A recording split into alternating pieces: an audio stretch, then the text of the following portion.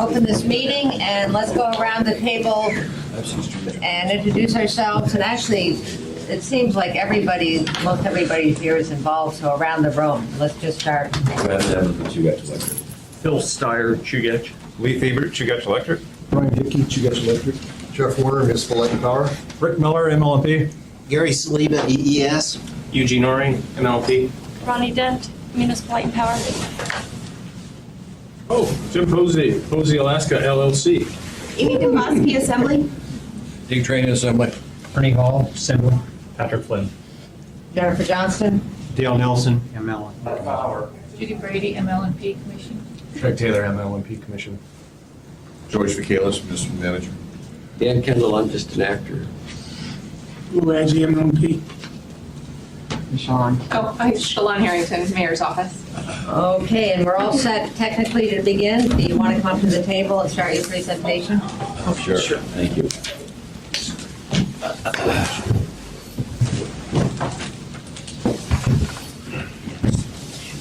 You guys want to swing around here?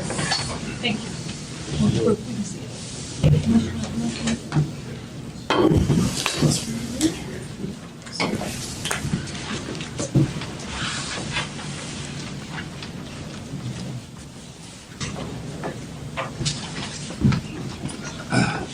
Well, I apologize. I think the dust has gotten the best of me, so I'm It's a sure I'll long get through time here. it. It might be a little gravelly along the way, and I'm not speaking loud enough. You can hang on me. It seems like the last time I was in front of you, I was fighting something else. So maybe I should stop coming down here and get healthy or something. I don't know what it is. But anyway, we appreciate the opportunity, and we like to give you the perspective of you guys electric on this, and just engage in the dialogue of trying to find out more about this and whether or not it's the appropriate way forward for the electric utility industry in the rail belt.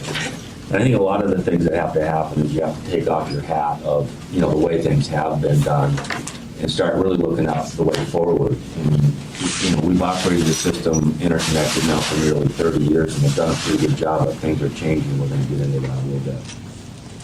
There's no less than 5 major areas of concern in front of the rail belt electric utilities now. And they're not the ones that are common to all utilities, like, well, fuel is high and my cost of doing business is high and I'm in Alaska, logistics or this and logistics or that. But there's kind of 5 unique things that have cropped up in here over the last couple of years, and maybe they started before then, but they've gotten more acute. And when we looked out there and said, well, how would we best address these things, we started looking at, well, how do they do things in the lower 48 because they have the same kinds of pressures. And the other thing is I didn't want to create something or engage in something that was so unique that nobody knew what it was. As a fiduciary, we have to concern ourselves about our ratings. And, we just got a rating increase, and obviously, he has a good rating. We don't want to do something so strange that when we go to the rating review sessions, they look at us like, what are you crazy people doing? And then the next thing does a knock on your ratings. And then the other obvious concern around that would be that, some sort of increased barrier to access to the capital markets. There's a lot of bad information running around that says that we don't have access to the capital markets. Well, what it is we have indentures that, put fin trails on our behavior on that, but we're not locked out of the capital market. I can borrow money. It's just that you borrow it under a rational basis. And if you have a way of borrowing that money for a business enterprise and your story reads well, you'll have lots of investors show up. The last 2 times we went up to the market, we were oversubscribed 400%. And so that's really good news for Alaska and good news for Anchorage specifically.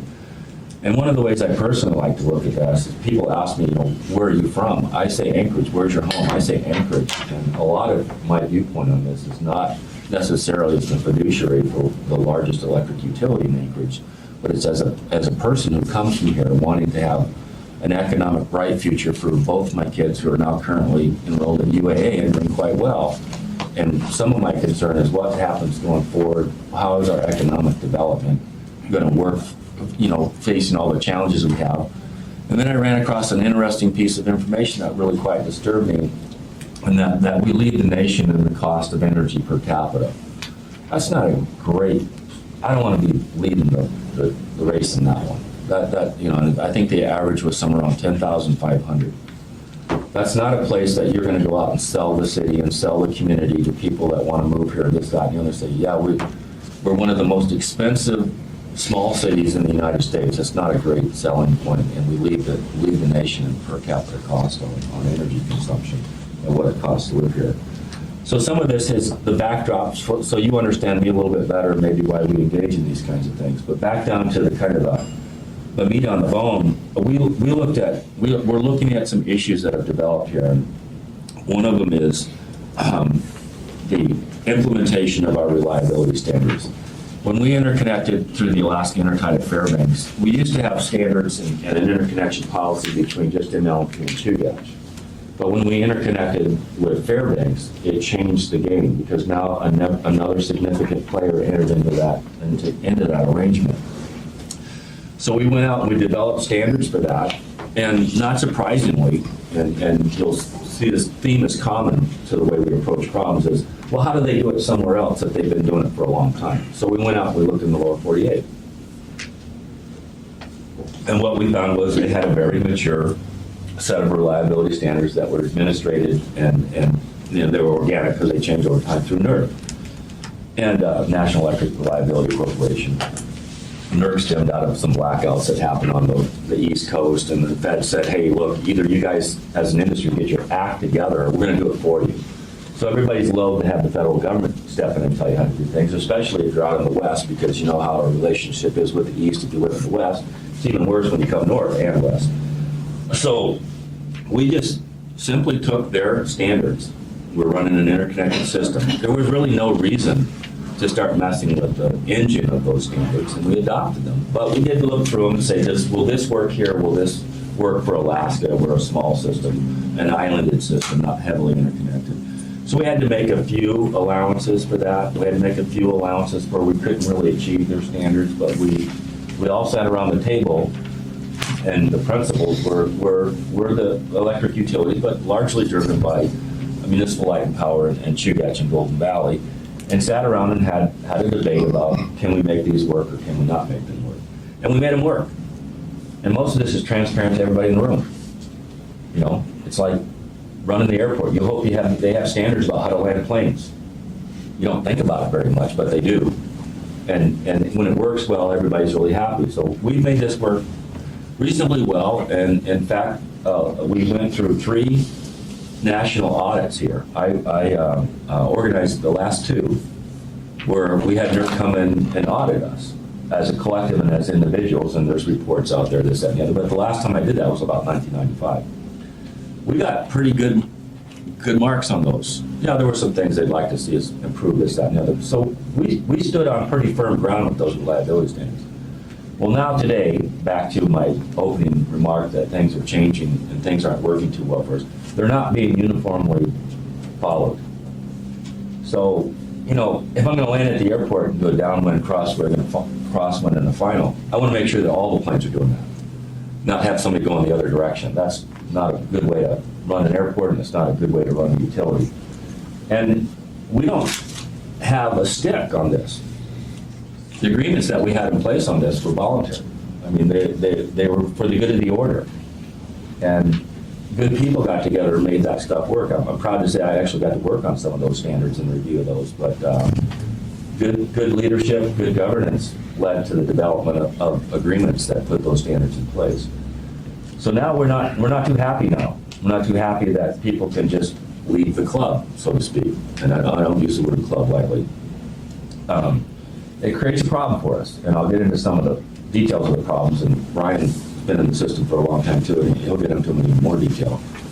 One of the major areas we have a problem with is spending reserve allocation. It's probably the driving reason that Homer left the Intertide Management Committee.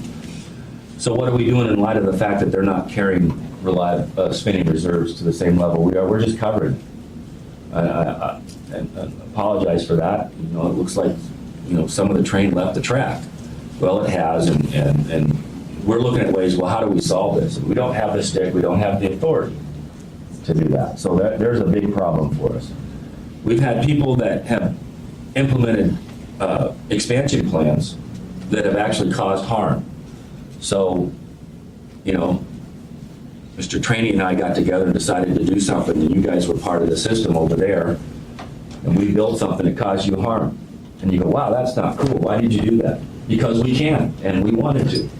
And that's kind of the rules of the road right now, because this stuff was all in front of the RCA, and the RCA said we didn't have sufficient statutory authority to do anything about it.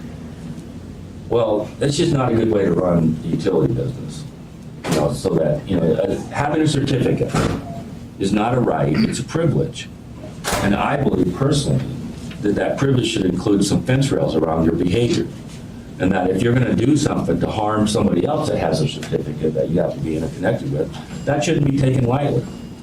Well, the reality of it wasn't taken in any way at all. It was just allowed to happen. We have some more issues. I'm sure the MLP staff has informed everybody of some interconnection problems we're having just directly to the north of us. They're not unsolvable. It's just nice to have something in place that says you're going to do this before you do it, not after you do it or during you're doing it, or while you're doing it. So we have those concerns around the reliability standards and the following of those and the implementation of those. The Bradley Lake congestion problem. You know, we all value Bradley Lake differently. I understand that for some it has more value than others, but at the end of the day, I don't think anybody's lining up to sell their Bradley shares. If they are want to line up to sell them, I'm raising my hand to buy them. So, you know, with the recent changes in the rail belt, we've had a diminishment of whatever benefit you thought you had out of the Bradley Lake project. It is now less than it was a year ago. We have no rational way of putting in solutions to cure that diminishment of benefit. Our business model doesn't allow us to do that. Our business model basically says you gotta do stuff inside your fence rail. You can't do interconnection projects. You can't do these projects that benefit everybody else because there's no way for you to implement a tariff to recapture those. If there's no way to do that, then I can't go get financing. I can't do something like that for the good of the order. Because the people we're borrowing the money for say, show me the business sense of you spending $150 million on transmission. So the business model's not very good for addressing some of these. I'll really switch gears on you and ask you if you've read Senate Bill 217. If you haven't, you should. That's another emerging problem for the electric utilities in the rail belt. Statewide too, but you should be concerned about that. And I won't belabor that point since many of you probably haven't read that. Or ask your subject matter experts about the impact of that and what could possibly go wrong for you, what could possibly go wrong in your financial model, what could possibly go wrong in your long-term planning, and what could possibly go wrong in all your debt service that you have. Another area of concern that we have is that in large measure, the system was economically dispatched for the last 30 years. We had long-term contracts. We economically dispatched between Chugach and MLP to a limited extent, but with Golden Valley to more of an extent. So you could say that about 80% of the rail belt was economically dispatched. That's no longer the case. We know that, you know, your subject matter experts will tell you that there's several millions of dollars on the table on achieving that economic dispatch. Depending on what kind of future you look at, the value of that could go even higher. But at least today, just on what's on the table with the system as is, there's millions of dollars on the table there. Just on, say, on the last unit, that's the most economic she's running. And then lastly, we have this issue that has to do with long-term transmission planning and grid planning and economic development in the rail belt. We have one gold mine that reportedly says they can't even get a leg up because they don't really have the kind of power supply they need to justify the capital expense of opening the mine. We have another mine that's under duress because their cost of production has gone through the roof. We don't have adequate transmission facilities to transfer even more power to the north. So, you know, our economic picture in the rail belt's it's under stress. And I know there's a lot of expertise in here on all of that illustrious future. I had another one come in my office the other day, and that was with the gas pipeline. Well, they have options. They could electrify probably about a third of it, I would think. But there's not sufficient transmission capacity to do that. So without that sort of infrastructure to do that. They're probably going to do compression using gas and that, but it's a definite economic opportunity for all of us if we have the ability to do those kinds of things. Along with that came the AEA study, and I'm not here to debate the AEA study. I'm not here to say that CHUGATS unequivocally supports the findings of the AEA study. The AEA study is an illustration of a future. And some assembly members might not know what the AAA stands for. Oh, I'm sorry. Yeah. I apologize for that. Yeah, just throw a rock at me if I need to stop. It was a long-term look at transmission in the rail belt and what it would take to raise the reliability standard and unconstrain the system, which basically freed up your ability to do economic dispatch and economic expansion, transfers of power here and there. So they looked at that and they came up with a pretty big price tag for that. And I think what, 400 and the total one is closer to 900 million. 900 million. And what I will tell you, and I already testified to the commission, I think it was over 6 months ago, I said, it's great. I do not challenge the findings of the study or, the outcome of the study, but, what they said as assumptions, yeah, we can always argue about assumptions. You can always pay somebody to find a reason for you not to do something. Yeah, that's common in life, There's always pros and there's always cons, and I can always find somebody to put the cons on steroids and minimize the good of it. So that's just the way life is. So I'm not here really to debate it, but they did identify congestion in that. And so with all of these things in here and our inability to like uncongest Bradley Lake or engage in the improvements that AEA said would be beneficial for the rail belt region and beneficial for reduction of cost and beneficial for the potential to have economic growth. And you can't have it without energy consumption. So with all of those concerns out there, we said, hey guys, what can we do as an industry what should we do? I mean, we're hired as fiduciaries in this, but I also have a sense that there should be some sort of moral obligation that comes along with the privilege of having leadership role and having a certificate. And I think part of that is looking out beyond your immediate landscape and saying what's good for this region of the state long term. So some of this stuff, and I know there's potholes in the road. I know they got to be repaired. I know we got to take care of our current business, but part of my own interests lie in trying to make it better for the people that are going to take over from now. I'm not planting the tree for me, I'm planting the tree for somebody else type thing. So I would ask as we look at this thing, and all we've ever really asked to date is just to have this thing come out in the open and look at that. It's for us to start looking at that future and still have an eye on today and the immediate tomorrow, but also start looking long term. Because I've been a long-term proponent of larger hydro projects and things like that. I like the idea of all of that stuff, and I like the diversification and generation. I like the lessening of our reliance on fossil fuels. But I'm also, I like the gas turbine model too, so don't get me wrong. I mean, we just built one, so it's not like we don't like them. It's just that I believe long-term we need to be looking at energy diversification and not have such a high reliance on a single source of fuel. So anyway, with that as a backdrop, so Brad, you did all this stuff and you have all these concerns and you have this, you just go forward. Can I just interrupt for one Sure, minute? yeah. For the record show, Mr. Gibbons has joined us and Dan Helmrich has joined us by the bridge. And so has Mr. Steele.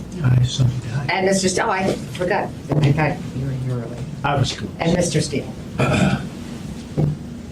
So what we've done is we've looked at lots of different models, and we've engaged in lots of activity over time, from out and outright merger to G&T pools, to pooling. We've looked at all kinds of models. But when we look at these kind of emergent problems, we say, what out there that's kind of proven, and I'm not saying there's not problems with it, I'm just saying that, we want to start with something that looks like a good foundation and build it up from there. So we went out and started looking around and started seriously looking at independent system operators.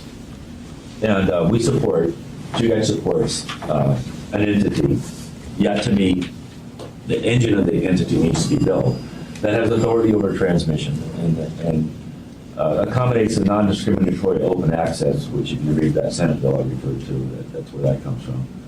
Adopt, maintain, and enforce reliability standards. I gave you a current situation that we have out there that doesn't look too good. Plans, coordinate, and conditions new facilities. That means that if I go back and I'm doing my deal over here and I'm creating a situation that causes harm over here, then I'm not going to get away with that going out in the future.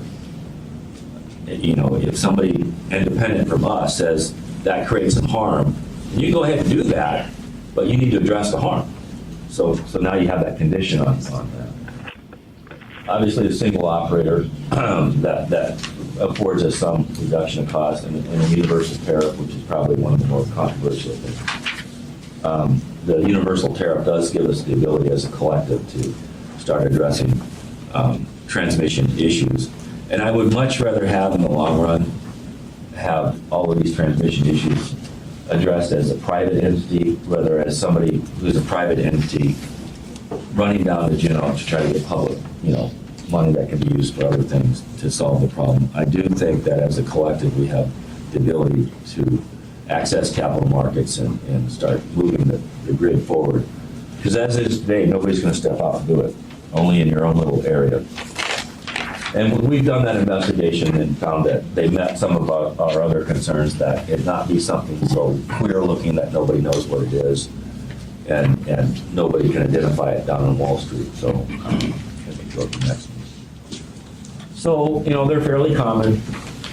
Somebody remarked the other day, they said, well, there seems to be an overlap over areas that have high economic activity and private investment, and that's probably true. And then what about all the blank spaces? And then you have to look at, in some of those blank spaces, you have to look at how much money the federal government invested in generation and transmission facilities in there, which they may not be ISOs, but sometimes their influence is so large over the region that it obviates the need for looking at an independent system operator.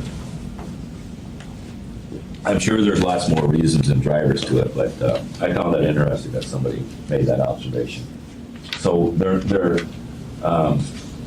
so if I go to Wall Street and do a ratings review, or I talk to a lender, they're not going to say, geez, Brad, you came up with something so weird that I don't even want to have the interview with you. So they're fairly common, and they're a proven entity down there. Along the way, some of them are RTOs and some of them are ISOs. And the best we can tell, they're interchangeable. And again, it's a neutral party that plans, manages, and controls the electric transmission grid. They ensure non-discriminatory access. I'm sure a lot of you in the room know that we've been under attack from IPPs and renewables that says that this is the good old boy club and you guys are creating artificial barriers and you're doing all this bad stuff so we can't get business. And one thing I will tell you, and I said this down in Juneau, an independent system operator will not make an uneconomic project economic.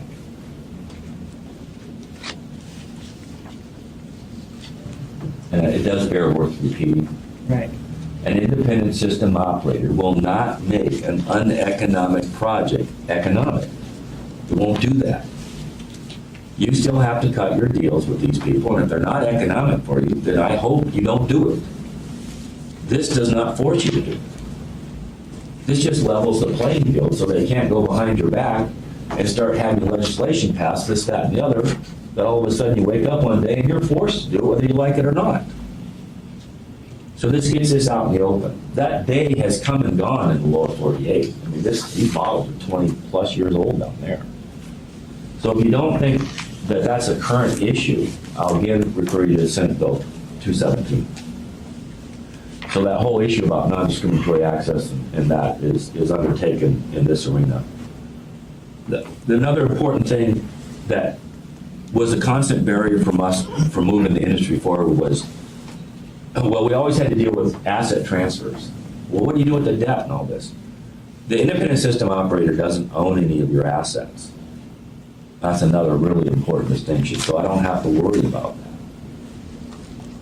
I don't have to retire debt. They don't have to buy my debt and this, that, and the other. So it's a very important thing that if somebody says, you know, the independent system operator is going to come in here, somehow you're going to have to end up transferring all, it doesn't work that way. They do need a regulatory compact.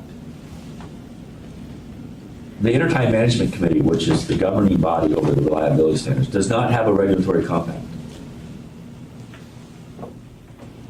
We never did. We cloaked it inside the Intertie Agreement, which was non-jurisdictional by legislative intent. It did not fall under review of the RCA. So our reliability standards have been under that cloak for nearly 30 years. We're just now bringing them out into the open, but we have no regulatory compact. So if somebody wants to come in and significantly deviate from the rules of the road and start driving on the other side, I can't do anything about it. So we think that's a big issue, and they do need the regulatory compact, because if they condition a project or they enforce reliability standards, they need to know that they're going to have the backing of the regulatory body to make that happen. So if I can get the next one then. I think I covered this a little bit already. You know, they're a proven solution. So I know a lot of people go, well, let's go back out there and study the world again. That's fine. We can do that. I mean, I hope we put at the center of that study things that are already working, instead of trying to create something that no one's ever seen before. 'Cause I certainly will have reservations about supporting something that is sort of acceptable in the industry. So I think I covered that. And then what I'm going to do now, and boy, it's come up at the right time because my voice needs a break. And gosh, I hope I'm not coming off as preaching to you guys too either. You know, starting to sound like that. I'm going to turn it over to Brian, and Brian's been in this system for nearly 30 years and had several positions and worked as a consultant, engineer, operator, and is one of the more knowledgeable people in the state of Alaska. And we're lucky to have people like this working in the industry. You know, I'm always proud to say I graduated from UAF. You know, I'm homegrown and proud of that past and proud to be here and proud to serve. Brian's He hired me at UGH in 1987, I think it was. I hired him away from MLP. Away from MLP, actually. It is a small group of people, but anyway, I'm going to turn it over to Brian, and please stop us at any time you have questions. So what I was going to talk a little bit about, maybe in some more detail, really why we are where we are today, where we were and where we're going to be at the end of this year, and kind of how we got there.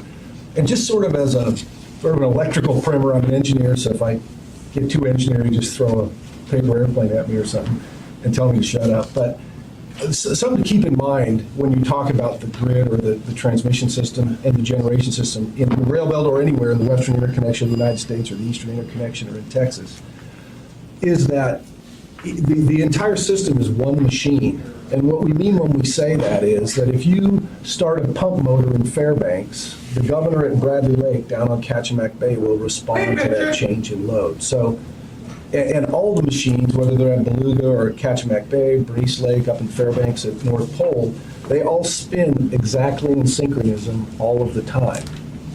And for that to happen, the electrical load, that is the lights and the heaters and the various electrical devices, TVs, in the rail belt have to be matched exactly to the generation at every second of the day.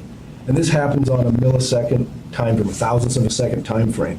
So at every second of the day, there are guys sitting in control rooms, and through various tools that we've given them, they make certain that load and generation match exactly all the time. If that doesn't happen, what will happen is the system will slow down.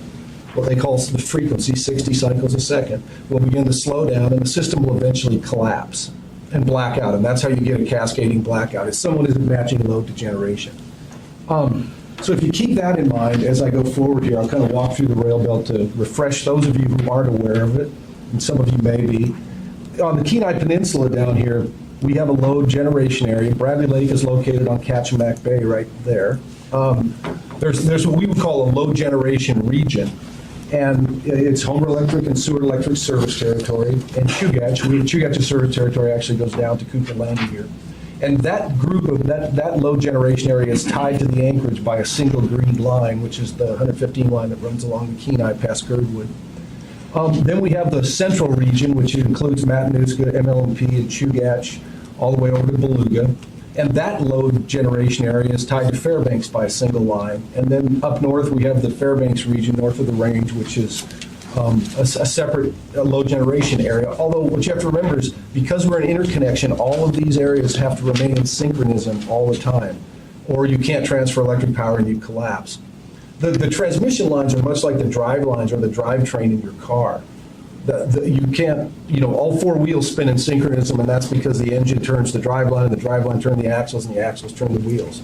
Well, what's happening in a transmission system is that the generators are making electricity, and the transmission lines link them together so that they all remain in synchronism all the time. If you look at where we were, as Brad alluded to, from 1985, prior to 1985, Chugach and MLMP had an interconnection agreement, and then post-1985, we interconnected with Fairbanks. Basically, the system had three vertically integrated utilities, Golden Valley in the north, Chugach, which included Matanuska Electric and Homer Electric as our wholesale customers. And then then MLMP's service territory is here in this kind of surrounded by, MLMP's control area is surrounded by Chugach, as well as they're the dispatcher of the Eklutna Hydroelectric Project. So they have a little control area out in the middle of ours, out at Eklutna. The railroad, we had reliability rules. Brad went over that. It was sort of a voluntary system. We had meetings, and sometimes people often didn't agree, but we somehow came to agreement, and we did it for the good of the system, and we kind of went forward. And those rules, which were based on NERC rules of the time, worked fairly well for us. Our reliability was reasonably good. We only had the members of the Alaska Intertie in this club, to use the term Brad used. There were no IPPs, no renewals. There was no one from the outside trying to get in back in that day. And so we built Bradley Lake, which was a joint project. It was one of the only joint project that was built in the railroad. We did build this Northern Intertie. We built Bradley Lake and created a series of agreements that allowed Bradley Lake energy to be transferred to the participants, which included Homer, Seward, Chugach, MLMP, and Golden Valley. We had Bradley Lake access. And during that period, there were very, very little changes in the generation system. We hadn't built a gas turbine the most recent one prior to the spate of turbines that had been built recently was in 1985. And before that, they were in the 60s. So we hadn't built anything. It was a fairly quiescent period. All the generation was utility owned and operated. And in this period of time, essentially Chugach dispatched most of the rail belt and then had sort of a spot market deal going on with MLMP. We dispatched Homer's loads, Chugach's loads, and Matanuska's load, and then we had a non-firm energy agreement with Golden Valley where they would load their base units and we would economically dispatch the top end of their load. And so for that period of time, it was essentially one large control, two control areas, MLMPs, and the rest of it. And that was a fairly successful economic dispatch. And there were reasons why it happened that way. We had long-term gas contracts, and there were relationships in the long-term gas contracts that prevented us from doing some things that might have been a little more economic. But if you come forward to 2014, what's happened in the rail belt is the wholesale contracts between Chugach and its wholesale customers have 7 years ago, they gave us notice they were not going to extend those contracts, and they've gone out on their own to build their own generation. So what you have now is Homer-built generation down on the Kenai. MEA is building a large reciprocating engine plant out by Eklutna. And there's a lot of issues around this. It's kind of like having a car and having an engine under the hood, and then someone decides, well, we're going to make that a smaller engine, we're going to put an engine back by the rear wheel and one over by the transmission, and now we're going to drive the car. Well, the drivetrain was never really designed for that. The drivetrain was designed to generate power at Beluga, deliver to the wholesale customers with economy energy sales going north. So we've kind of changed the system fundamentally at this point in time, at a very technical level. That change in the system has initiated disagreement on the reliability rules. On the Kenai, they don't agree. Well, not on the Kenai. Seward is still a wholesale customer of Chugach's, but Homer Electric feels that they have some different drivers and they don't really want to spinning reserve in a way that will sustain the system in the event of project, in the event of a trip of a large unit. So the northern utilities are currently spinning that reserve for Homer, because if we don't, and we trip the large unit, we go down, we shed load. It's the physics of the system. And we just don't have agreement on it. And we've been at the table for a number of years with them, and we've really gotten to a point where their interests and our interests are different at this point in time. That's where we are. There are a number of new users who are looking at trying to access the intertie. All of the utilities, well, I shouldn't say all the utilities, Golden Valley, Chugach, and Homer have filed open access tariffs to allow people to access their systems. And this open access is going to bring different parties onto the grid, and those different parties are going to have to agree voluntarily to these rules of the road, or we're going to have more situations like we have on the Kenai. The Bradley Lake congestion issue is a huge issue for the rail belts. Bradley Lake is the second cheapest power on the rail belt. The cheapest is the Eklutna hydroelectric project. When this entire Kenai was Chugach's load balancing area, we could generate power at Bradley, deliver it to our load on the Kenai, and then generate the power that we actually gave to the northern utilities out of Beluga and just do an economic transfer. And so we never really moved the Bradley Lake power off the Kenai. We just served the HEA load. HEA's built a lot of generation down there. We now have almost 400 megawatts of generation on the Kenai and about 70 megawatts of load. And we have a single 75 megawatt line to get power off the Kenai. That 75 megawatt line was really designed to deliver 40 megawatts. Back in the 1960s, it was built to deliver Cooper Lake's hydroelectric project power to Anchorage. When we put the Bradley Lake project in, we put a lot of bells and whistles and kind of high-tech devices to boost it up to a 75 megawatt line. But that rubber band is stretched about as tight as it can be stretched. There is no way to get more energy off the Kenai technically without either reconstructing that line or building a second line, and that's sort of where the AEA studies go. So we have this Bradley Lake congestion problem, primarily caused by building a bunch more generation on the Kenai. That's how it is. And I've kind of gone over the generation replacement and independent power producers. And now we have another issue that's coming up, and that has to do with reserve sharing. And if you think about it, I talked about how the system free, the units, the load has to match the generation at every moment of the day. And the way we manage that is if a big generator falls offline for some reason, and that happens routinely, several times, a couple times a month probably it happens. It's transparent to everyone in the rail belt, but when a big generator trips offline for some reason, we have another generator sitting somewhere idling.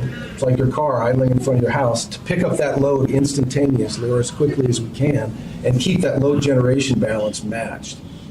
What we do when we interconnect is we only have to, if each island were to generate for itself, it would have to have an unloaded unit equal to its largest unit. So if you have 6 utilities, you've got 6 generators idling. As you interconnect them, they only have to idle a unit for the biggest combination of both utilities.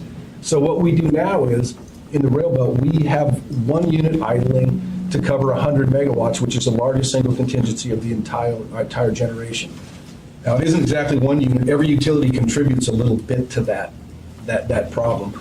But that energy has to be transmitted from one point to another. When we trip a unit in MLP service territory, the reserves come from Golden Valley, and they come from Homer, they come from Chugach, and they'll come from MEA.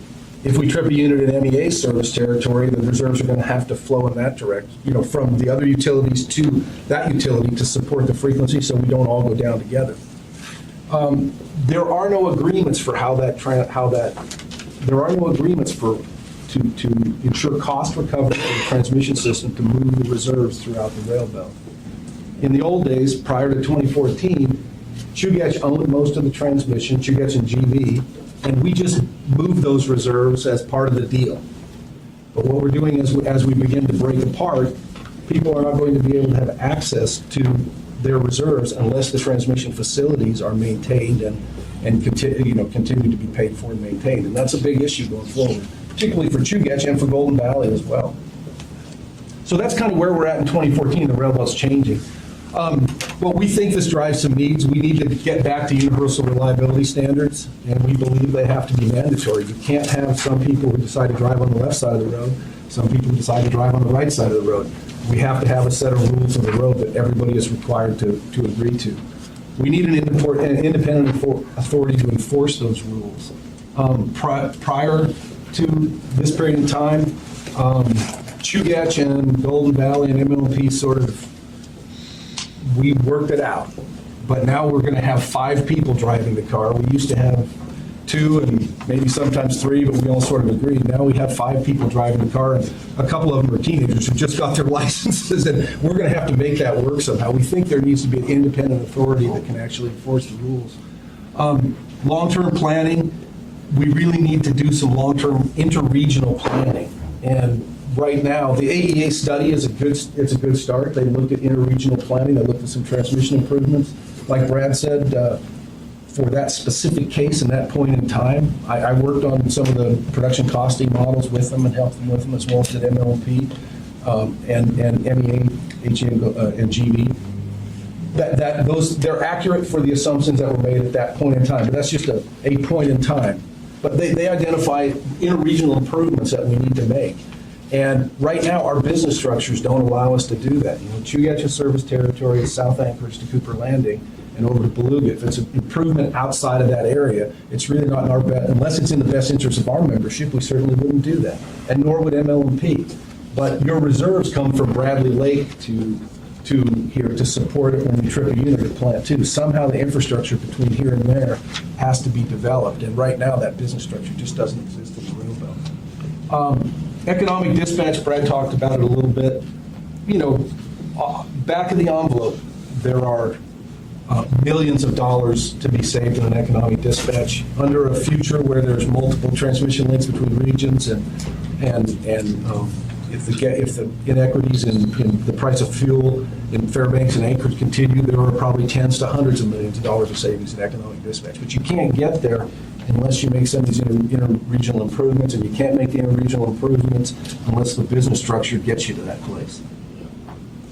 The AEA studies, I talked about that. They highlighted the constraints and did some costing out of the costs and benefits, and all your subject matter experts have copies of that study. It tells you what MLMP's benefit is with respect to unconstraining Bradley, and those numbers are all in the study if you're interested in looking at it. Once again, our business structure doesn't have individual utilities sponsoring regional projects. It just doesn't. We're not there. We don't have the drivers.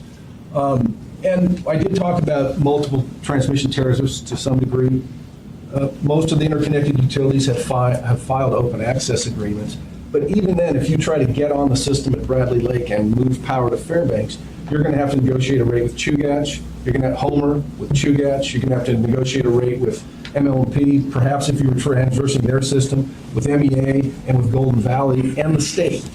So you have this pancaking of rates is what we call it. Everybody's a toll booth and gets their share. And recovering costs under that, there's a considerable cost to recovering costs in that way, because we spend a lot of time down at the commission arguing with each other over the details. So perhaps a unified tariff is something that we want to look at. Brad mentioned this before. We could study this again, and we've studied it. Here are a list of the studies that I know, starting back in 1998. And we spent many millions of dollars studying this, and each one of these studies recommends some form of unified dispatch. They looked at different organizational structures, entities that owned assets, entities that didn't own assets, but the common theme in all of them is the cost benefit of a unified dispatch for the rail belt is positive, and it should be undertaken. And so we could study that again, but we have studied it before, and those studies are all available either on the AEA website or at the RCA in the RCA document, the RCA's document file. So let's talk a little bit about ISO structure. I think I'm going to hand this over to you, Brad, or you want me to? Now we can come back here. I guess that was the. Were there any questions on any of that? I know that was kind of going fast and Any questions? uneven And familiarization. one thought is you can give your presentation, we'll get the MLMP presentation, and that might get some other questions besides. So. Sure, if anybody in the gallery wants to ask a question too, I'm not running the show, but we'll answer questions as best we can. So what we see in the ISO structure, we took a look at that, because this seems to be an area of contention as well. They look like they're structured like this. The ISO sits on top, and they have a regulatory compact, and they're under the jurisdiction of the RCA. So when they develop all the tariffs and everything like that, which are the engines that make it work, they're done in a transparent, out in the open process. You don't get to do this behind closed doors and this, that, and the other. So you can rely on that process to be open and transparent. The governance is made up of the utilities, electric utilities, independent power producers, consumers, economic development councils, renewable interests, industrials, and then depending on your region and what's going on in that region, you could have other stakeholders in there too. For example, you might have a marketing type stakeholder. We don't have that here, so you wouldn't, you can expand in this the way it best fits your region. But we would see that in this area that would be more along the lines of the makeup that we see would be appropriate for the rail belt. And some of them, let's take industrials, for example, it's how do you get on the board? And so if they have a users group and, like miners and refiners and large industrial, they'll have to get together and decide amongst themselves because not each company gets to get on the board. I mean, you have 10,000 people on this board, you never get anything done. Same thing for the rest of them. They have to consolidate their interest, and then obviously the way that these things were populated before, they either were done by hiring committees that were set up by the regulatory body, and they wrote job descriptions and everything, what it took to get on the board. So they were initially populated in that open process, and then the board self-populated after that. If somebody resigned or whatever from the renewables, they would say, okay, renewable industry, propose another person to get on the board, and oh, by the way, they have to have all these qualifications. You can't just send somebody in that wants to be on board. And then underneath it, you have all of your relevant stakeholders, different types of electric utilities. You might have the state of Alaska, the IPPs, as we mentioned before. One of the reasons we've done this presentation with the IPPs as well, and they really like it, and it might go some distance in addressing some of their concerns in Senate Bill 217. But if you don't do something, they're just going to keep knocking on that door until something happens. You also have the same thing in the renewables area. I mean, I'm sure everybody's read the papers, and there's a growing interest in having renewables, and it doesn't appear that drumbeat's just going to get turned off at any time soon. And we have others as well, and they would be your non-standard people like the military or the university. They're interconnected in the grid. They get the benefit of the grid and this, that, and the other. So there's room for other people to be stakeholders, and obviously they are. Basically, if you're interconnected in the system and you're selling or buying, you're a stakeholder in this grid operation. So that's kind of a light framework over the top, and I'm sure it's done differently everywhere, and I'm sure there's lots of people that have criticized all of this and more. There's some people that want them to be all appointed and this, that, and there's different ways to form boards, but this is one that we've seen out there that we thought might work in the state of Alaska. Just to drive back over the main points of stakeholder governance, it's under the RCA, reliability, plans and conditions, enforces standards, has a compact, responsible for reliability. I don't think it happened on day one, but we'd like to see one of the deliverables be a rational implementation of system economic dispatch and the development of a tariff or a system-wide. And that's obviously going to be controversial as well, because not everybody owns the same amount of assets. So if you have a unified tariff, somebody's going to go up, somebody's going to go down. So the idea there was, what we've seen in other areas is a long-term transition. If you are, let's say you were a net loser on that, you had to pay more. And there's also been talk about maybe getting a forklift grant or something like that to soften that front end. And obviously the commission's going to have to take a hard look at that and see what that net result would be. Because we're not here today to say that we have all of the numbers and have everything perfectly lined up on that. So those seem to be areas of angst for people. And obviously they should be, as well as, it's not just the angst of day one, but it's the angst of what happens if, things are developed in the future that cause you now to be a cost payer where you weren't before. There's all of those things at play. So your angst might be on the front end, my angst might be 10 years from now. where I'm having to support the development of an interregional energy project, and maybe we're not making the sales or something like that. So don't think that you're the only ones that have the answer of what that tariff might mean for our own membership. We are fiduciaries, and we understand that. You're not going to be talking Greek to us when you have that level of concern. So we're not here to say that, we've dotted all the i's and crossed all the t's. It's just that this kind of structure hits so many of the problems we're having. We're saying, we really need to take a hard look at this, and then we went down and had the legislation introduced that said, let's get this out in the open and let's have the RCA, the subject matter expert on this, really take a hard look at this and see if it's a practical way forward. I know it's on 14. I just spoke to that, and it gets this whole thing out in the open, and gets the answers out there and gets them, develops, what exactly would the engines be, and the engines being the tariffs, the engines being the regulatory compact, the engines being the enforcement, the engines being how do you condition this deal that Mr. Trainee and I made that harmed the people on that side of the table.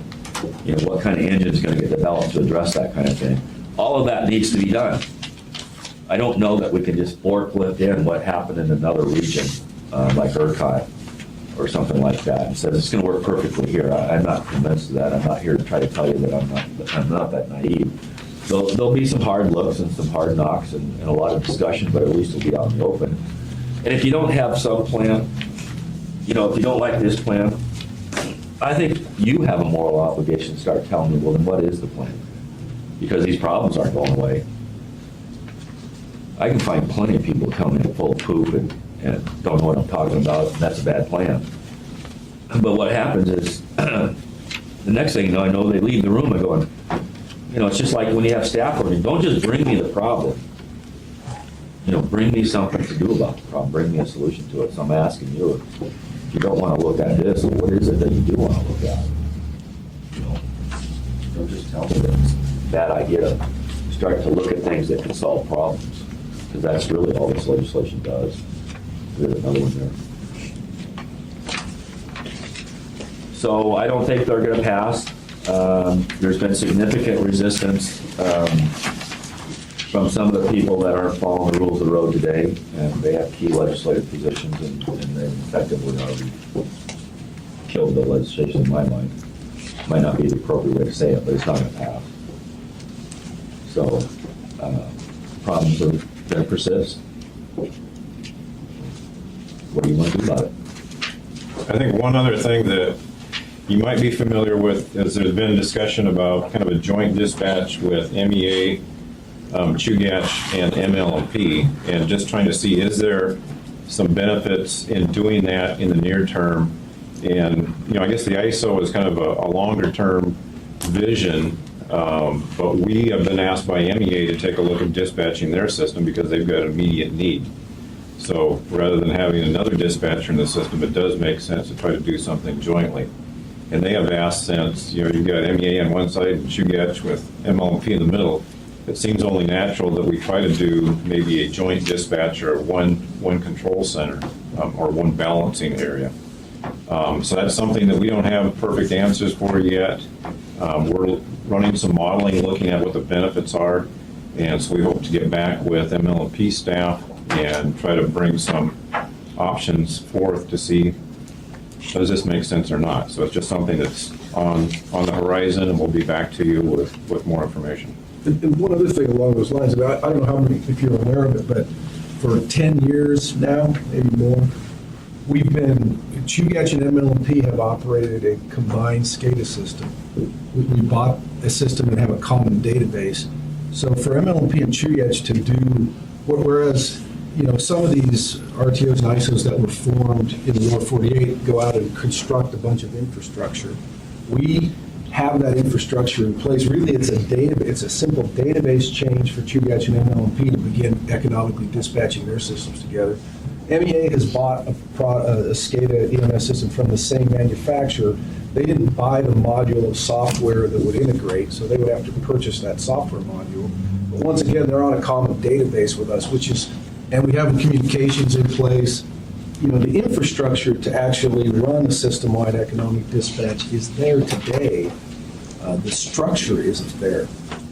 right now. So a lot of the costs that typically occur in creating an independent system operator, the hardware and physical costs are really not a challenge. We're paying for them today, and they are integrated already today. We just put up software barriers so that, QGET or MLP can only see part of our side of the database, and we can only see part of theirs. And so I think that's something, I think I've heard some, people say there's these like huge hurdles we have to get over to do this. Really, that just doesn't exist here. We're much like a tight power pool that just doesn't do economic dispatch all the time. Amy? Thank you, Madam Chair. Brett, I have a question for you. Early in your presentation, you made the comment, people who have implemented expansion plans have created harm. And I'm sure you build your people in harm intentionally, but I want to know what people and what harm. Well, if you look at and I'm sure it's kind of hard to follow, especially if you don't work in the industry, but if you look at the situation that happened on the Kenai where pre-construction, we really just operated Bradley Lake and did we did a swap. We used the power that MLP generated on the Kenai to serve the Kenai load, and then we just delivered it from Beluga, so it was a swapping arrangement. So there were very little losses associated with that, but now to build these new plants, we can no longer make that swap. So we have to move all that power up. Now, we've got two problems that resulted from that. One, it increased the losses on it. And I'm not talking about something that's insignificant. I'm talking about a frame 5 sitting there running because we lose that much power when we dispatch that thing on peak now. That's not cheap. That's not cheap. That's $15 million a year. Now, we can't drive it down to zero, but it used to be about as near as it could to the least amount that it could on the other one. The other thing is that we're now trying to move more power off the Kenai than the line's capable of doing. And so that's the kind of harm I'm talking about, and that's a real concrete thing. MLP and Chugach, being the largest off-takers of that project, we are effectively harmed the most. Now, again, depends on your value of that. You may say, well, I don't value the damn thing. I don't even care about it. I don't know that that's what your internal thoughts are on that because I don't see MLP lining up to sell their Bradley Lake, so there must be some value in it. We also now have the problem of we're going to be moving so much power off the line. We used to count spinning reserve off of that thing. Well, if the line's already fully loaded because the value of the energy is higher than the value of the spinning reserve, we'll now have to put the spinning reserve in anchorage. So again, that's another layer of harm. And as you dissect this thing, you find layer after layer of harm. And that's the kind of thing where you're not planning it on a regional basis. You're doing what you think is right for your system on more of a fiefdom parochial basis. And sometimes that doesn't make the sum of the parts doing everything isn't as good as the whole doing it in this particular situation. So that's the kind of harm I'm talking about. The other kind of harm is just planning and building something before you have all of the stuff figured out. Okay, when MLP and Chugach built South Central Power Plant, we had everything done before we turned the first spade of dirt. We had all of our agreements in place. We knew how we were going to interconnect it. We knew how we were going to integrate it. We knew how much transmission we had to build. All of that stuff was done. Then we began construction. I can't say that that's been held true today. And I would look to your subject matter experts and your own enterprise people to tell you more about that than me. I feel uncomfortable doing that, so I'm not going to drill into that much more, but I think that hits the answer to your question. Any other questions? Please ask questions. Don't get to see you guys that often. I guess this isn't a question so much. Judy Brady, thank you for doing this. Taking a look again. A lot of people here, Jim Posey, a lot of people here have been involved in trying to put something together for a long time, for many years. And there are always some things to jump over that are very difficult because, as you say, someone's going to take a hit in the short run. And whoever it is always going to say, whoa, I just assumed it wasn't me. And which is kind of where we are right now. But the other thing that's happened is as things go on, smaller groups who want to produce power or people, communities who want to produce power cheaper go to their legislators, and the legislators fund it without understanding that they've just changed the competitive picture this Bradley Lake thing's really serious, that they really changed the competitive picture 180 degrees. Particularly since we're paying for Bradley Yes, Lake. exactly. This was a state project. So when things like that happen, we all pay, and the three utilities, particularly MLMP and Chugach, have been trying to fix things for a long time. Now we fight each other in front of RCA all the time on these very transmission issues.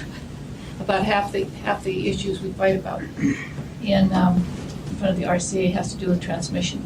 So we're all kind of aware of where everybody sits and trying to make it work. And our concern, of course, is we don't, and when Gary's talking, we don't have the kinds of, the level of transmission that Chugach has and GVA. We're not stretched. Our generation and our transmission is right here. So anytime you start moving out, we're going to pay more at the beginning, I think. And that's what we're going to have to work through. Plus someone else is going to be a charge, and whoever controls the transmission controls a light switch. I would like to add a thought onto that, and it's somewhat visionary and certainly can be criticized, but over the long haul, not the next year or next 5 years, but over the next 50 years, as long as we engage in the electric industry and produce it the way we do, the dense population areas usually end up having to depend on transmission to get the power from out wherever these other generating sources are to town. So your reliance on transmission will change over time. If we can't get the cheap gas, we'll be looking for other things. If the other things are cheaper than the new cost of gas 20 years from now, then I'm pretty sure geothermal is not going to be developed in the middle of Anchorage, and it's got limited wind capability, and all of these other kinds of ways you can generate Anchorage will be more dependent. All of us will be more dependent on transmission as time goes forward. We think this is a rational model to have Anchorage well taken care of. I'm not talking about which utility, I'm just talking about Anchorage, and that's one thing I take very seriously, is taking care of this town. Well, we all take it very seriously. Best I can. And we all care I just about want you to know I do too. And did you just run for office? Didn't I just No, hear no, that? I'm not, and I'm not related. Tim? Yeah, actually, I think my question was answered. I was not aware of the development that took place at Bradley Lake not being connected at that point in time with everything. But it sounds like there are incentives out there, and there are statewide incentives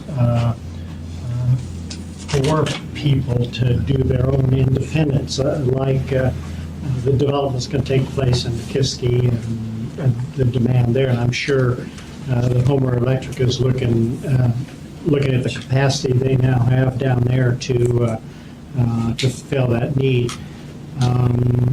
Is it required that somebody like the state of the RCA or somebody dictate it? Or is there, like you said, enough for us at least to come together with Fairbanks and Chugach and MLNP?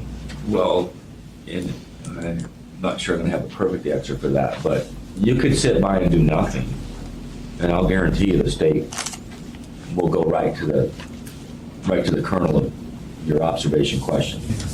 If you do nothing, I guarantee you that something will be done. That we're not going to take. It's not going to be all that nice to us guys on the electric side. We're going to end up spending probably millions of dollars on attorneys and subject matter experts trying to defend ourselves just to do what we do.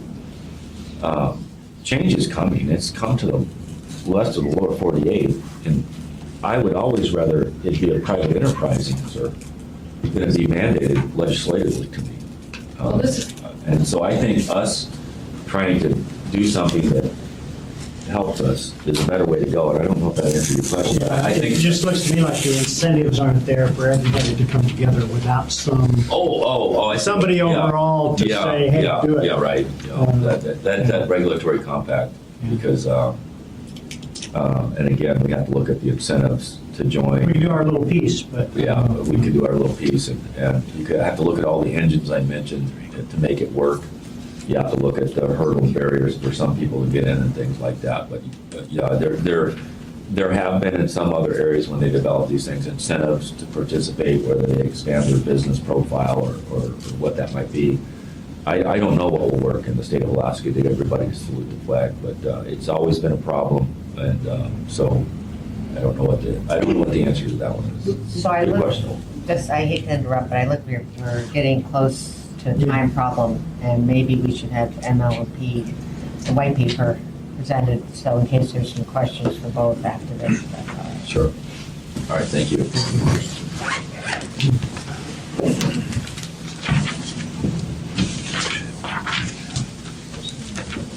I feel like I've just been filibustered. You guys filibuster? Are you giving it, or is Mr. Well, I'm going to introduce things here. Mr. Gary Sleeve is going to come up too, just to talk about a couple of things. On page 8, I want to point it out again. MLP is the single yellow dot.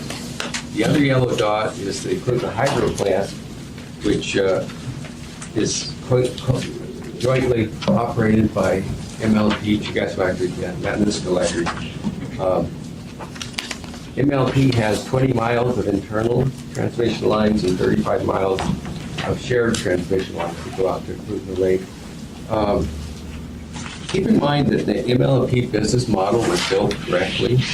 You build your electrical generation facilities right near your load. You bring natural gas to the generating facilities. There's no line losses on the system. Somebody was thinking long and hard, because I know in the old days, the folks at Chugach River even asked MLP to come out there and serve them. But somebody maybe said, well, that's too far or something, whatever it is. But MEA came in from the other direction, which created more transmission lines. But the business model for municipal light power is a good business model. It's small, it's compact, the generation facilities are near the load. It's worked very well. Municipal light power paid $15 million to its owners last year. It's run very well. It has a good group of people running it. It's done a good job over the years. It's helped with Chugach when they put in SPP. MLP financed a third of that project and owns a third of that project. So there are good things that do happen with municipal light power. And like our folks from Chugach said, has been a good cooperation between the two organizations all of these years. But we have a lot of questions about the direction we're going, and Mr. Saliba will talk about that here in just a minute. And I can only speak for my 3 months in office here. So, a couple months, when I started, I knew this was happening, but I didn't get the details until approximately 3 weeks ago when I sat in on the Chugach presentation. And since that time, I asked AES, Mr. Gary Saliba, to kind of give us a look at it and talk about things. So we're short on time. I'll let Mr. Saliba talk some more. Thank you.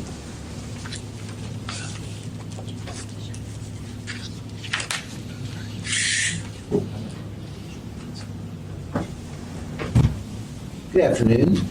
We got to get cyberspace fixed up and I'll start talking. Is this a code off deal? I'm kind of getting. It's whatever's comfortable. For me, nobody minds. That's going to strip down too.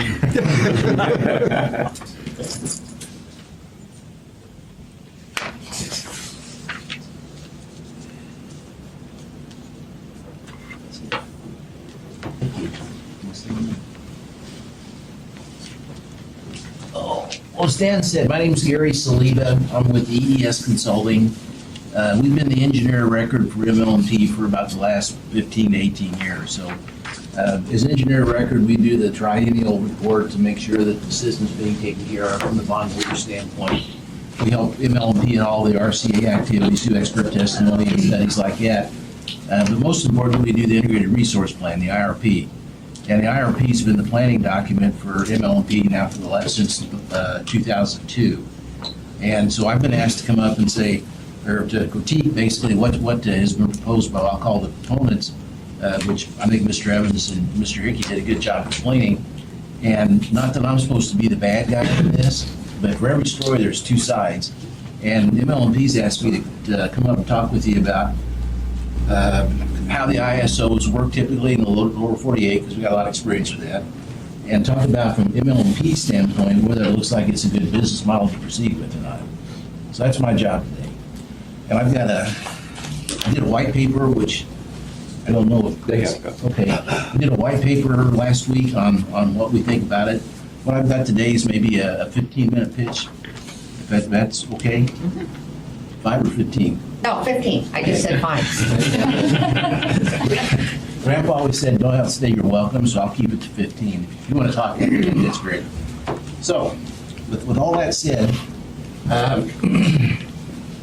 you know about us.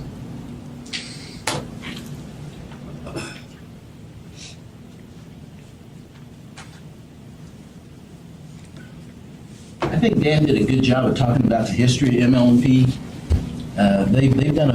Whether they're lucky or good, I'll save judgment on that, but they've got good generating plants, they're local here, very little transmission. They've got their LM 2500 out at Plant 1, they've got Plant 2A coming online in a couple years. Our studies indicate that once that Plant 2A is done, MLMP is taken care of for capacity for the next 15 to 20 years. So MLMP basically can island for the next 15 or 20 years of what they've got now and be in pretty good shape, real good shape. It's new, it's efficient, it's all gas fired, as Mr. Evans said, which, I don't personally think that's a problem. But they're in pretty good shape for certainly the next 15 to 20 years. They've also got the lowest rates around. The rates are good, and their balance sheet is steady. They can finance if they want to.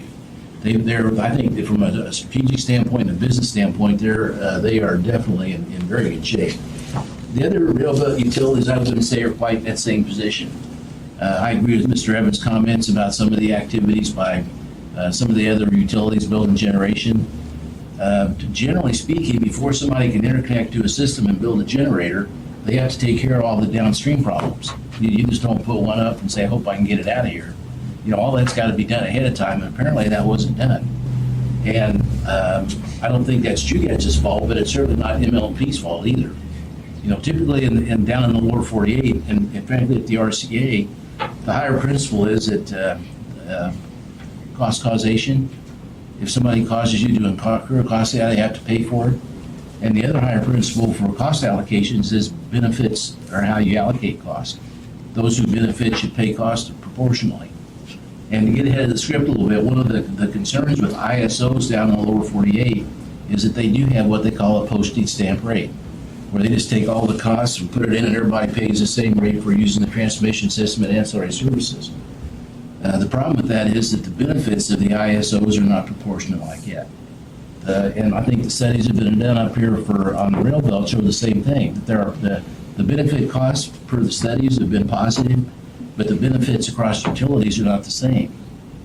And the one place I did see benefit calculations by utility, they showed 4 utilities and named them A, B, C, D. They were blank as far as anonymous who they were, but there was one winner and 3 losers in this ISO proposal. And so, being the MLMP advocate, I've got to look at that and say, is that something MLMP wants to pursue? Given that I'm sure that they're one of the people that didn't have a positive benefit cost ratio because of the situation they're in right now. So, going forward, it seems, I think the idea of going to the RCA and getting a full vetting of this is good. I think that's definitely the proper forum for it. I've heard from some of the MLMP dispatch people, and I think Mr. Evans talked about this, that it's hard to get things done around here. Sometimes the 3 or 4 utilities get together and they can't seem to work it out, and they go out back and go 2 out of 3 and figure it out one way or the other. Well, the handout up there of what an ISO governance model looks like, I think was revealing. I've been to several California ISO meetings, and instead of having, say, 10 people around the table like you would here, they have 100. And it's all about process. And you've got to have the right number of people there. You got to have a quorum. You got to get the minutes read. And then you've got 10 different groups giving pitches about what they want. And I'd say 3/4 of the people giving pitches, the different stakeholders, the ISOs down south, are not utility people. It's economic development, it's the wind people, it's the fisheries people, it's the tribe, the state comes in. You get a whole, not that big participation in projects like this isn't good, But from an operational standpoint, that many people involved in decision-making frustrates the intent a lot of times. I would encourage you to think about that. I think it'd be much better to have the 3 or 4 incumbent utilities around here figure out what to do, even if it took going 2 out of 3 at the parking lot, rather than bringing in a new super organization and to say, okay, here's the way we got to do it. We're going to write the rules, and here's the deal. You lose control. It's kind of like business-wise going to court. I always try to settle things out of court, because when you go to court, you get a judge decide what to do, and the judge doesn't know nothing about anything, but somebody's going to win and somebody's going to lose. I find those kind of outcomes to be not very attractive most of the time. And if you go to these big super organizations, I think you're going to find yourself in that same position. But having said that, we do appreciate that there are efficiencies to be had from some kind of interconnection, some kind of sharing of resources, some kind of sharing of reserves. I think that's all good. No question about that. I think the question is, how far do you want to go? Who should do it? How should you do it? Is it cost effective to do it? There's some basic fundamental questions, I think, from an LP standpoint that have to be answered before I'd be jumping on the ISO Transco bandwagon. One final thing, I took a look at it was a House bill and a Senate bill that have been offered on this, and there's a couple things in this which are, from my standpoint, are problematic. And the one I'm looking at is a Senate Bill 196 for the record. I see that there's a companion bill in the House, I understand. But the 2 or 3 things in this, the way it's written right now, that give me pause are, number one, it dictates mandatory participation for everybody on the rail belt in this new entity. I think basically what that would do is it would force ML&P into doing something that they haven't done naturally. And you would ask, why haven't they done it naturally? Because probably it's not a good business decision to do it. So basically, the way this is written right now, ML&P would be forced to participate in ISO, whether it made business sense or not. I have heartburn about that. The second thing they talk about, which I have a problem with, is some kind of universal rate. Where universal rate says they just take all the costs from this, divide by KWH, and everybody pays the same rate. I've got a problem with that. FERC down in the States has come up more and more on transmission upgrades to say beneficiaries should pay. So if there's a joint project that benefits 3 or 4 people, the way the costs for that are allocated down south is you take a look at how much benefit each of the 4 parties gets, and you pay proportionally. A universal rate wouldn't do that. That would say you would pay whether you benefited or not. I have heartburn with that, to be honest with you. And the final one is that the bill I have said that the RCA has to be done by July 15th. And somebody on a conference call the other day said that time horizon has been shortened. Can anybody confirm or deny that? Yeah, I was the one that said that. And then also your slide has the January 1st, 15 in it, but it's the sponsor. She has a listing of changes to be made. I just looked it up on my phone and it hasn't been made. That we see it was handed out here. It still has a July in it, but if you go into the documents it shows where she's suggesting recommendations to change to January 1. Okay, and then that would be the third concern I'd express. Taking on something like this, as comprehensive as this is, in a fully vetted manner with all the participants and stakeholders and all the intrigue and excitement, is going to take a while. Just a standard rate case at the RCA takes a year. And I think you'd find this to be many times more complicated than what your standard rate case is. I think if the intent is to have a full vetting of the public and a rational outcome out of the RCA, I think the RCA has to have sufficient time and also funding to take a look at this honestly and long-term in a comprehensive manner. And 6 or 8 months isn't even close.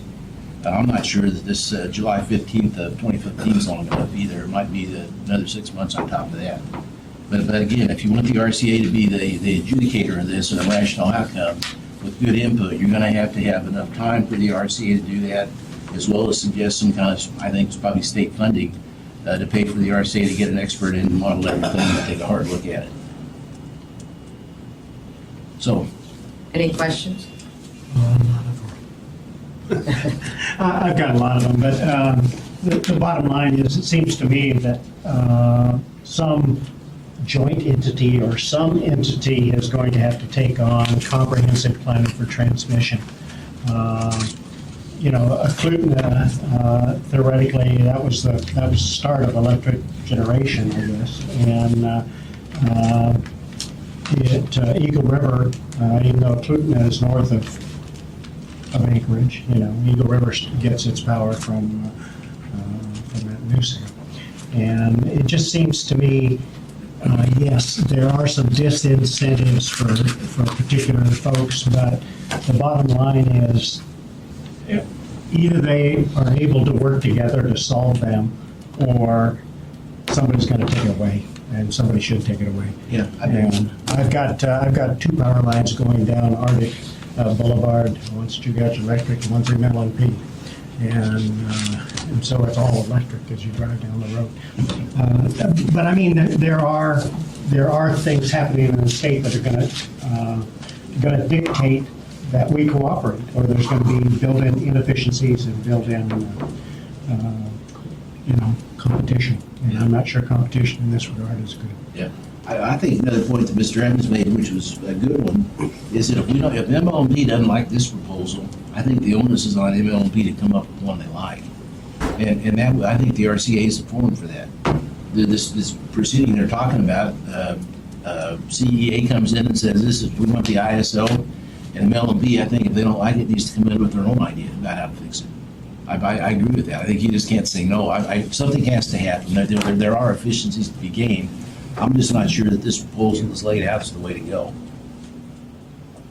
Judy? Everybody, I think, agrees that something we need to continue to move forward, and we have been. I mean, the fact that Chugach and MLNP built, a plant together, and we're doing other things together is big move forward. One of the things you get into, and when you see the issues that have been in front of the RCA and you see the issues that are in front now, has to do the same thing the Assembly runs into, and that's who votes, where the votes are. And it's just fine to say, something's a good idea or something's not, but if you don't have the votes, then it doesn't happen. And so, and because MLNP has the small transmission system, if someone wants a bigger system, it's going to be MEA, Chugach, GVEA. Well, I can count votes. So, I know who's going to pay for that.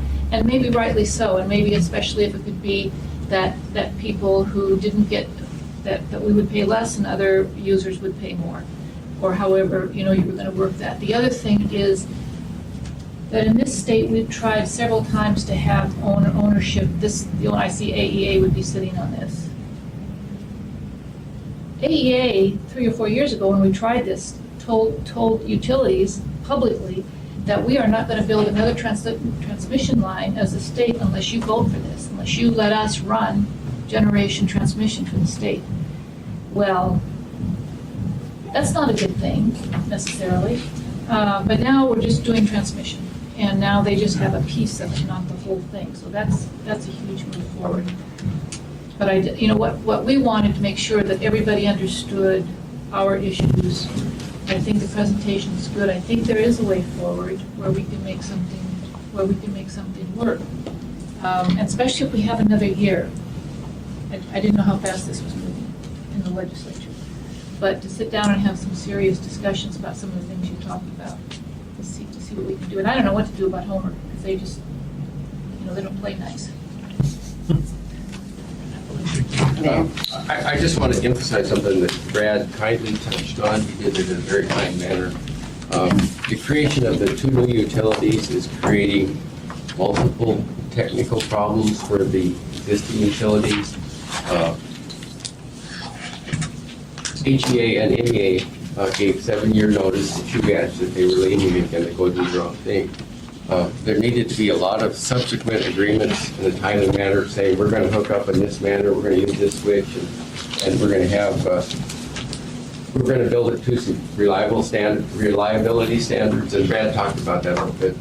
But we're already experiencing Homer not trying to play with the rest of the group. Matanuska Electric is the same kind of indicator. They're planning on opening their plant on September 1st, And there's multiple agreements that need to be put in place prior to that, particularly relating to the Clutha hydroelectric plant and the transmission facilities. That MLP is the primary operator and Chugach and MEA are the smaller owners of that facility. But those are the kinds of things that I think Chugach is trying to remedy here. Yeah. I agree there needs to be a solution, but I'm not convinced yet that that's the correct solution for the problem. But it is a big issue. What results from those two organizations operating that way is more power outages. Their operation will affect our operation. If they go down, they may take us down, that kind of thing. So this is really a serious issue. But the basic question is, if we 5 people can't agree on a reliability standard, how can we agree when we add all of these other operators, the independent power producers, the wind, and all these other folks to the table to come to some agreement? There's lots of pressure right now on the electrical industry in America to just bring in independent power producers, sign a contract, make the utilities buy the electricity, and so you'll have a lot of conflicted interest if you go completely to it. I assume. So I have one letter, if no one else has a question for Mr. Saliba. Sure. With the Bradley Lake project, one of the issues now is transmission line. And so the capital cost of that transmission line, and that affects MLMP, Chugach, and Golden Valley's in that too, right? And so we're spending money and not getting our just desserts out of it. In our current situation, how would we finance that besides doing what we usually do and go and ask Juno? On Bradley Lake, I've got another idea before I address the financing issue. Bradley Lake is a good resource right now. People like it, but in order to shore up the Bradley Lake area, they're talking about spending $300 or $400 million, and MLMP would be 20-25% of that. So it'd be, let's just rough numbers, $100 million for MLMP to get Bradley Lake shored up. Before I spent $100 million, I'd take a look at what the costs were of just curtailing my take from Bradley Lake when it was constrained and cranking up the thermal plants a little bit. So just Bradley Lake's not constrained all the time. There are just limited times each year when it's constrained. It may be much more economic from MLMP standpoint anyway, just to curtail Bradley Lake take during those periods of time and run the thermal a little bit more and wait till things cool off and retake your Bradley Lake power. The other thing MLMP might think about, and I'm glad to hear Mr. Evans say this, is maybe you want to sell your share of that and put the money into some kind of a rate stability fund. Take the cash and do that rather than mess around with all this transmission. I think that improvement on Bradley Lake would have to be looked at long and hard before I spend that kind of money on transmission down there. That's good. The other aspect, when you were just talking as far as ISOs in the lower 48, it kind of brought back sort of the nightmares that we have with all these co-ops. And I mean, I just, but that being said, we still have MLMP, which is an enterprise unit of the municipality, and we have to come up with something with our other co-op joint. So I, as much as you kind of gave me a scary picture, I know that we still have co-ops and MLMP, and we still have that issue of a whole bunch of people in the room. Absolutely. That's why I think that, like I said earlier, I think it's, if you don't like what was presented today, I think MLMP needs to come forward with their own proposal. I think there are other proposals that might be less costly and better for MLMP than what the one was today. But I think the onus is on, if you don't like what's going on, I think the onus is on you to come up with something you do like. And just finally, because we're running out of time, and this is my third time hearing this presentation, and I've been somewhat a fan. The visualization of all the wheels going in the same direction worked for me. But, so you think the legislation is dead? For this year, yeah. So that if anything that we did as an assembly or as a commission, as far as trying to get something down to Juno in a timely manner, as far as a resolution form, are we in a hurry now? I don't think anything's going to pass on this. I mean, I don't know that there's anything you can do. I think the parties that are probably, I mean, what I hear today are some intelligent questions, okay? And I never said this was perfect. And I said we need to right-size this thing for the rail belt and all these other issues. But there are other parties that aren't asking those kinds of questions. They're just against it. Yeah. And that's why it's not passing. Been there, done that. Yeah, I mean, and I don't know that there's anything anybody in this room can do anything about that. If we started looking at another solution that was at least just Chugach and MLMP, and I don't even know if we could bring in Golden Valley, just Chugach and MLMP, and I don't know if MEA will come in. Is that something to work on amongst ourselves? Is that something to work on with RCA? All right, is that a question to me? Yeah, whoever. Oh, yeah, I mean, I think we can. I mean, we can either, what's that saying about lead follow or get out of the way or something like that. But I mean, there's definitely some leadership discussion going on here now, and I think we should take a hard look at that over the intervening time. How we solve some of the problems.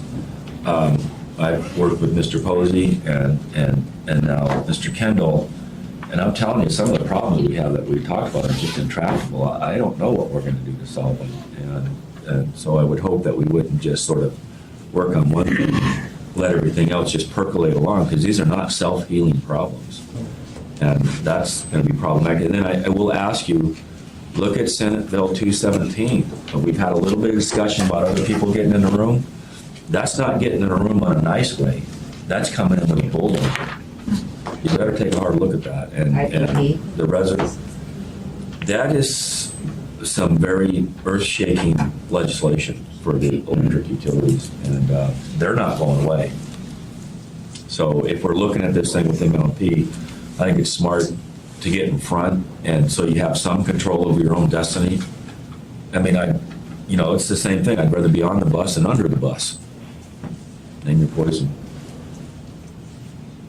This is the challenge we all face. If we can't solve the stuff that we have on the table because it's intractable, if we can't solve that, then having a big group to vote it,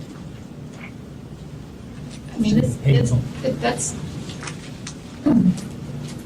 Well, I think it's incumbent upon us to put the right principles in front of the commission, because if the commission were to have the regulatory compact, that's where we would make the case for things to be done right.